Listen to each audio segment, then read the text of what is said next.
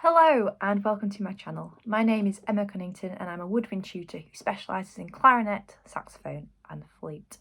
Today's video is going to be on how to put together your flute and any additional things you might need just to overcome a couple of hurdles which you may come across when you start your flute journey. Here we go. Okay, so this part of the video is going to be on how to put your flute together. So regardless of whether your flute is new, second-hand, refurbished, etc., your flute should come in some kind of case. Now, if your case is a little bit bigger than this, perhaps it comes in a little case which looks a little bit like a briefcase almost, you may have bought a curved head joint flute. Now, this is going to be different to the one that I've got in this box here. However, the principle is still the same. You may need your teacher just to help adjust your curved head joint. So if you're not sure what a curved head joint flute is, it's a flute that's just, the top bit of the flute, the head joint, is curved round. So this bit is curved round so that the flute is a little bit short. It's for people who perhaps are a little bit younger or who aren't able to hold the whole flute without kind of hurting their arm or without stretching. So the principle is going to be the same, but you may need your teacher just to help adjust a couple of things. So you've got your flute, you've got your case, you need to open it. Some flute cases have these little kind of pins on them, which you click open. Some will have some brackets. Either way, just put your flute case down somewhere nice and flat and open it up. Now, when you open it up, you're going to see your flute in there. You should have three bits. You're going to have your head joint. Oh, there we go, down there. Your body, the big bit there, and your foot joint here. To the foot of the flute. Mine also has an extra bit in called a crown. It's a replacement crown. Usually student flutes will not have that in. You may find it in there. So you're going to make sure that it's on that flat surface. You're then going to grab the body of your flute. So the body of your flute. Now, when you're getting it out, aim to try and pick it up somewhere where it hasn't got as many keys. So maybe the top of the flute, just leave kind of bringing it out very gradually. We want you just to avoid kind of pressing these keys when we're putting it together as much as possible. There will be times where you might need to press them. If you do, just be nice and delicate with it. So we've got the body of the flute. We then need to grab the foot joint. So the foot joint, we've got two ends. There's the one with the keys at the top and there's one which has like a little kind of notch on the end. Now, we're not putting it together like that. It will not work. We're not putting these bits together. We're putting together the bits that kind of are the same width almost, or the same thickness. This end will not go on. Do not try and shove that on. It will not end well. So we're grabbing the end with the keys at the top, these buttons. We're going to grab our flute. We're going to hold it towards the top of the flute, or if you want to, you can hold the buttons, but make sure that we're not putting any stress on this key here, because it kind of stands out on the flute. It's very easy to catch this button and to accidentally sprain it. So you're going to grab your flute, you're going to grab your foot joint, you're going to cover your foot joint with your hands. So you're going to keep those keys kind of pressed down in your hand, making sure we're not using that bit here as a means to push the foot joint on. And you're going to be very gentle and just gradually shimmy it onto the flute. Now, often when I first ask people to put their flutes together, they'll do this. They'll put all the rods in line and be like, right, we're done. On the flute, we actually don't put all the rods in line. We put that rod here in the middle of this bottom key. So we're just going to move it very slightly round to the middle of that bottom key. Now, you might find that as you develop your playing style or you develop as a player, you may move it slightly forward like that, but for now, bang in the middle of that key will do. So that's our first bit done. You're going to put your flute down somewhere safe just for a moment, and you're going to grab your head joint. Now, with your head joint, when you're grabbing it at any time, aim to avoid touching this lip plate. This lip plate is the whole reason how we get flute to play. So the flute cannot sing without this lip plate in there. And if that was to come off, we wouldn't be able to play it very well, if not at all. So we want to avoid kind of tugging it or anything like that when we're putting it together. So head joint, you've got that. You're going to avoid that lip plate. You're also going to avoid touching this crown bit too. It's just the head of our flute, the very top of the flute. you to avoid that. And you're going to grab your flute as well. You're going to be very, very gentle with your keys. You could hold it at the top of the flute. I don't recommend students doing this. It doesn't feel quite as safe as holding it down here. But if you are holding it down here, just make sure you're not pressing the keys at all. If not, just a teeny bit, just to make sure we're not putting any pressure on those keys. You grab the two bits and give them a little bit of a shimmy. Now you are going to need to leave maybe like a ½ centimetre gap, not put it all the way in, but a little bit of a gap at the top of your flute. Now this will be for tuning. So you've got some, if you're a bit too sharp and a bit too flat, you can make adjustments. So if you're too sharp, you'll pull out your flute. If you're too flat, you'll push in your flute to make it a little bit nicer on the ears. Say if you're playing with a piano or in a band or something like that. So we've put our flute in. Now I've got to make sure that this here is in line with this key here. Now you can see at the moment, mine isn't. So we need to push it round until it is in line. Now you might not be able to do it straight away. You might need to just have a quick nosy like this, check and see whether it's in line. Use your eyes and see if it's in line with the flute. And then after a while, you should be able to have it in line like that. So that is your flute all put together. It's ready to go.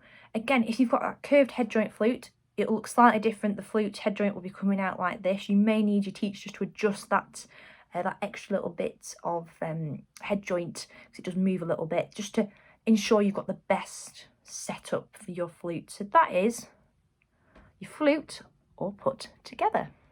Okay, this part of the video is going to be on putting away your flute. So you've been playing for a little bit, you've played whatever it is you're practicing.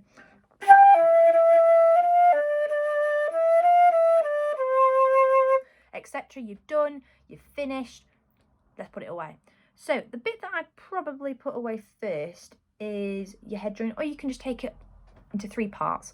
But we need to be cleaning and kind of getting any condensation from inside the instrument out of it. We don't want to put our instruments away almost dirty. So you're going to grab before, like we did, the bottom half of your flute nice and delicately, top bit of your flute not pressing on that lip plate, and you're going to give it a little bit of a shimmy until it pops off. You're then going to put your other bit of flute down somewhere safe. Now, if you have got a flute you may have been given a rod and like a pull through, I would recommend these over the kind of fibrous brushes that you sometimes get with flutes. So you're going to grab this, you're going to stick it in your head joint, give it a little bit of a twirl and come back out just to get any little bits of moisture. Now you also may find, especially if your flute is silver plated or anything like that, it gets a little bit dirty after a while. So I would definitely recommend just giving it a quick wipe with a cloth that comes with it, or you can get cleaning cloths from your local music shop for, you know, £4 or £5 usually. Give it a quick wipe. You also might find that if you're wearing makeup or anything like that, that it does get a little bit onto the lip plate. You might need to give it a quick wipe to get that off. The mouthpiece so that it is nice and clean. Make sure you're not putting too much pressure on that lip plate though, as you're kind of giving it a bit of a polish. We don't want it to come off, that would not be good. So as you can see, I've given it a little bit of a polish, looking a bit more fresh. So that is now looking a little bit better. I could do a little bit more at the top, just to help it look a little bit more shiny. So you've done your mouthpiece, you're going to stick that back in the case like so. So I've stuck that back in the case, it's ready to go. Next step that I would do is the body. So you're going to grasp it how you did before, kind of the top or down here, making sure not to hold too many of the buttons down, and your foot joint, holding those buttons down or these keys down so that we don't accidentally sprain them. A little bit of a twist and they're done. So with the body of the flute, again, pull through would be good. You could do it either up and you could pull it through the top, or you could just do one on each side. I'd probably pull it through the top if your rod is long enough, but just be careful when doing this, because I've had it before where students' kind of cloth was too thick for the instrument and it got a little bit stuck. So just be careful when doing that. Now, Again, you need to wipe your flute. This is really important though. When you're wiping it, don't get too vigorous around these little springs up here. So there's little bits of metal that you can see. If those come out of place, some notes on your flute will not play. And that will mean a trip to the service person, potentially if your teacher cannot fix it in the lesson. So give all those keys a little bit of a wipe, get any of like skin debris or anything like that, any oils from your skin off the flute, give it a little bit of a wipe. Be careful with that sticky outy key as well, giving that one a little bit of a wipe. If you've used it, give it all a little bit of a spring clean almost, until it looks a little bit more like how it was before we started playing it. There we go. So that's that flute. We've swabbed the inside, we have cleaned it, given it a little bit of something, you know, ensure that it's looking nice and clean and that all our skin oils are off it. Ultimately, before you start playing, do wash your hands, as I'm sure you would do anyway in this climate anyway. But it really just helps to ensure that any oils or anything that's on your skin is not being put onto your instrument, because we don't want to damage that coating on the instrument, because that also affects the sound, the different kinds of coatings. So just give it a quick little wipe. Now it's in the case as well. But there we go. Here is the body in the case. Now when you're putting it in, you need to make sure that that sticky outy bit is pointing towards you, not up, but towards you. So towards you, because if we close the case and that is on the other side, it will snap it. And I'm sure that the case probably won't want to close either, but we need to make sure that we're putting it in the case the right way. And this brings us on to the last little bit. So the foot joint, again, grasping it with those kind of keys covered. Grab your swab. This is going to be very quick, this one. Sorted. And then a little bit of a wipe again, so ensuring that you wipe those keys, be extra delicate with those keys. You don't want to sprain them or anything. Just give them a little bit of a wipe and a little bit of a polish overall. Just keep it in good tip-top condition. And then you pop this back in the case. Now again, there's a right way and a wrong way to put it in the case. On my case, that right way is to have the buttons kind of facing you, as opposed to going up towards the top of the case. So even then it doesn't really want to go in my case there, so I'm not going to force it, but it needs to be facing kind of towards you in a sense. So that is your flute packed away, ready to go. You can ensure everything's in line, give it a little jiggle in the case, and then once you're satisfied that the case is absolutely fine, gently put the case into place, and then be sorted, and that's ready for whenever you get out your flute to practice next time. So the next bit of the video is just going to be on a couple of extras which you might need to consider if you're having any problems with your flute. Okay, so some people may find that as they are playing their flute, that their head joint slips down when they're playing. Now this can be quite frustrating, and as well as that, it'll affect the sound that's coming out of your flute. It might make it sound more airy, or your flute might stop playing altogether if your embouchure is not in the right position. So things you can get to combat this, you can get kind of lip plate stickers, which help to create a bit of friction on your lip to keep it in the right place. I have seen students use plasters on their lip plates before.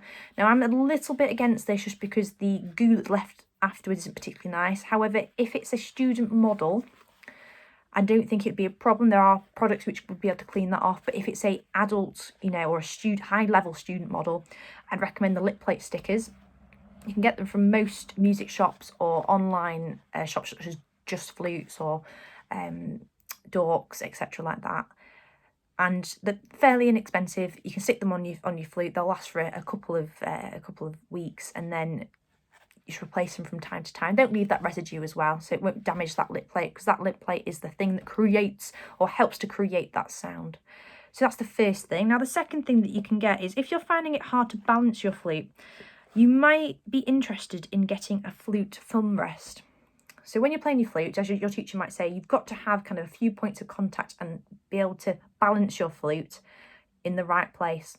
So when you've got your flute together, in fact, I'll quickly put mine together just so you can see again. So I'll just put it together in the correct way. So a little bit of a gap at the top, everything in line there, and then the bottom bit.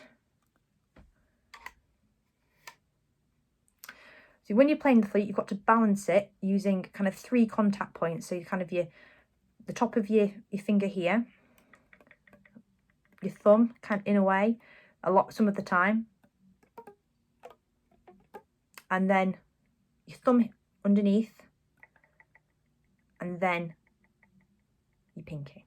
So not very many points in order to hold it. If you look here, it's literally a balancing act. So some people might find at first that they're putting it too far up here and the flute's starting to fall. They might find that they're doing it too far down and it's a lot of strain on their pinky. So you can actually get flute thumb rests, similar to maybe if you've done recorder at school, you used to have the little plastic ones that slide up. You can get those. From what I've seen, they're around about £15 from kind of your online websites. Music shops may be able to get them cheaper, and they sometimes can be good for the younger player to keep their flute in place or their thumb in place on their flute so that they can play to the best of their ability and they're not worrying about it slipping or getting it in the wrong place when they're practicing. So that can be something to think about.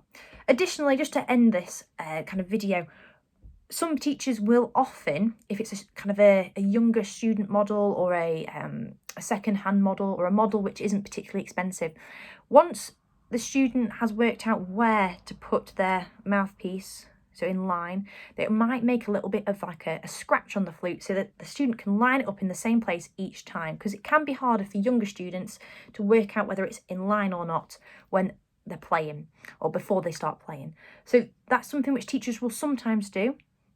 If your teacher asks you whether you want this doing, it can be helpful. If it's a kind of more intermediate model, I think we would be really expecting you to, be able to line it up by eye, ideally, because you don't want to scratch your flute by any means. So that is also something that might, potentially happen if your flute teacher asks you whether that's okay. I would go for it if you're a younger flautist or the flute model isn't quite as expensive, just to help you get started, because it's one barrier then that you don't have to worry about. You just line up the 2 lines each time, so they'll put a little line on the main bit of the flute, maybe on the back of it there, and then on the head joint there's a little line so that you line it up and it's ready each time you want to play. So that is the little extras with flute playing. So thank you for watching my video on how to put your flute together and any little bits of extra information you may need in order to help your flute playing. Please like and subscribe if you found this helpful, and if you've got any additional questions, please comment below or go to my contact form, which is on www.emma-music.co.uk. I'll answer your questions as quick as I can and help you on your flute playing journey. So that's all for now. Happy practicing, and I'll see you later. Bye.